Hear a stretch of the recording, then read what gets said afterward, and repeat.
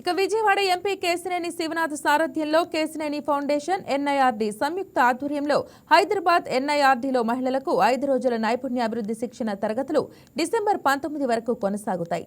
దీనిలో భాగంగా ఎన్టీఆర్ జిల్లాకు చెందిన 45 మంది ఎస్హెచ్జి మహిళలు పాల్గొనగా వారిలో 30 మంది వర్మీ కంపోస్టింగ్, నేచురల్ ఫార్మింగ్ పై 15 మంది తేనె తయారీపై శిక్షణ పొందుతున్నారు.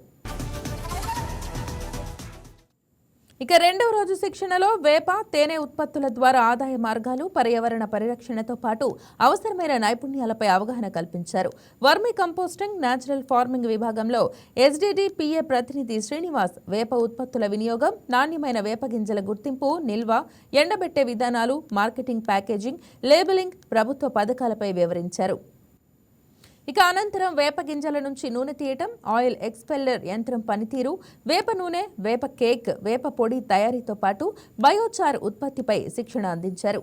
తేనె తయారీ విభాగంలో తేనెటీగల జీవశాస్త్రం, లింగ పరిశీలన, గూడు నిర్మాణం, బ్రూడ్ పరిశీలన ప్రత్యేక శిక్షణ ఇచ్చినట్లు ఎంపీ కేశినేని శివనాథ్ కార్యాలయం తెలిపింది. ఈ వీడియో మీకు నచ్చినట్లయితే లైక్ చేయండి, షేర్ చేయండి, మా ఛానల్కి సబ్స్క్రైబ్ చేయండి.